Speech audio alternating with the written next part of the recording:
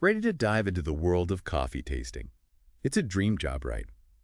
But before you start picturing yourself on a beach in Costa Rica, sipping on rare blends, let's talk about how to actually get there. We're going deep on acing those coffee taster interviews today, using RoleCatcher's career resources. You got it. It's one thing to love your morning cup, but to nail this interview, you need to think like a pro. So, first up, coffee cupping. I hear the term thrown around, but what does it actually entail? Picture this. A room, tons of steaming mugs, everyone's sniffing, slurping, taking notes like crazy. That's a coffee cupping session. It's a formal process to evaluate the aroma, the flavor, how it feels in your mouth. It's basically a coffee's job interview. Okay, so when they ask about experience with cupping in an interview, are they expecting me to be like a certified judge at some fancy competition? Not quite. They want to see you understand the process, but more importantly, how you describe those sensory experiences. Have you played around with different coffees at home? Notice the subtle changes in aroma, the body, the finish. Even just comparing your average grocery store coffee to a specialty roast shows you're thinking about this stuff. That's reassuring. I try to be mindful when I'm making coffee, but I wouldn't call myself an expert. What about those technical questions, like how do you evaluate the quality of a coffee bean? Now we're getting into it. It's kind of like you wouldn't judge a book just by the cover, right? You'd consider the author, what kind of book it is, the writing style. Coffee's the same. Evaluating quality goes beyond the taste itself. Think about the bean's origin, how it was processed, how it was roasted.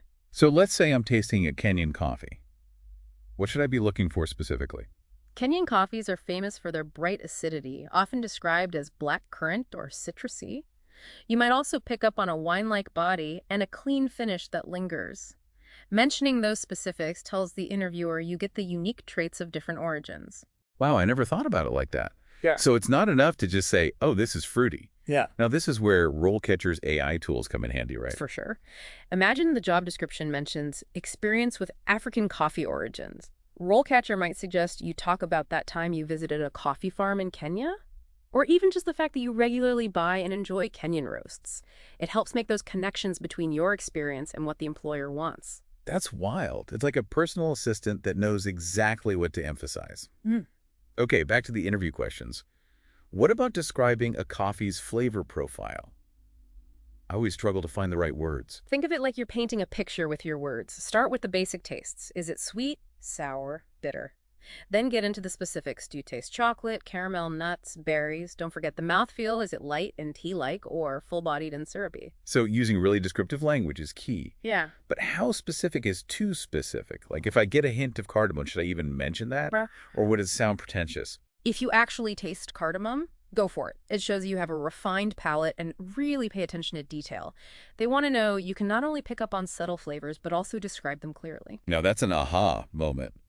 But what about those times when you taste something off? How do you even answer that dreaded off flavors question? Yes. The dreaded off flavor.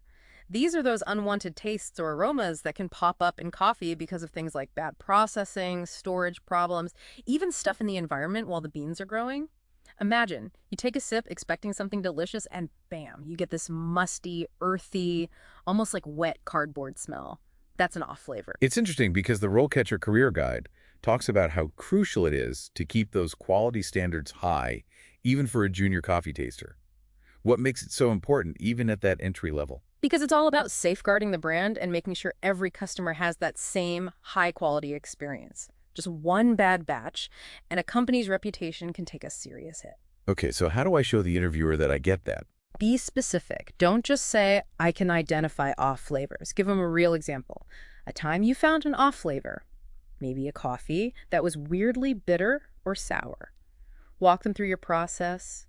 Did you try it side by side with a fresh batch? Did you check the roast date? So like, if I thought a coffee had gone stale, I could say something like, the aroma was really faint, and it had this flat, almost papery taste.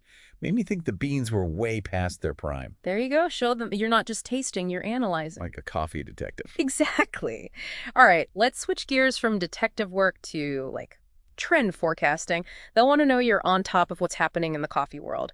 So how would you answer, how do you stay current on industry trends and innovations? Time to dust off that coffee review subscription? Good start. Those industry magazines are key, but don't stop there. Check out new coffee shops, try different brewing methods, go to industry events if you can. It shows you're really plugged into the scene. It's not just knowing your stuff, it's living and breathing coffee. And that reminds me, RoleCatcher's Career Compass feature sounds pretty amazing for staying ahead of the curve. It is. It finds resources just for your career interests, like industry articles, relevant courses, even networking possibilities. It's like a personalized roadmap for your coffee career. I'm sold. Yeah. Okay, let's talk career path. RoleCatcher's Career Guide lays it out pretty clearly, going from junior coffee taster all the way up to master coffee taster. What are some key differences between those roles? A junior taster is just starting out, kind of like an apprentice. They're shadowing the more senior tasters, honing their palate. Move up to coffee taster, you're evaluating on your own, deciding quality grades, maybe even starting to create blends. And then a senior coffee taster, they're running the cupping sessions, mentoring the juniors. You got it. They're the sensory analysis pros, keeping everything consistent, high quality. And at the very top, the Go ahead. master coffee tasters, what makes them so special? A master taster isn't just tasting. They're shaping trends, coming up with new ideas, mentoring the next generation of coffee lovers. That's so cool to see such a clear path in this field. But realistically, getting a coffee tasting job is competitive. It takes more than a good palate. 100%. And that's where RoleCatcher's AI really gives you an advantage. Remember tailoring your resume. Their AI scans job descriptions for those essential keywords, those must-have skills, makes your application pop. So, if a company wants someone with experience in single origin sourcing, RoleCatcher might suggest I talk about that time I went to a coffee farm in Guatemala. So I get how origin affects flavor. Exactly. It's about showing off your experiences in a way that lines up perfectly with what they want. That's incredible, like having a secret weapon for job hunting.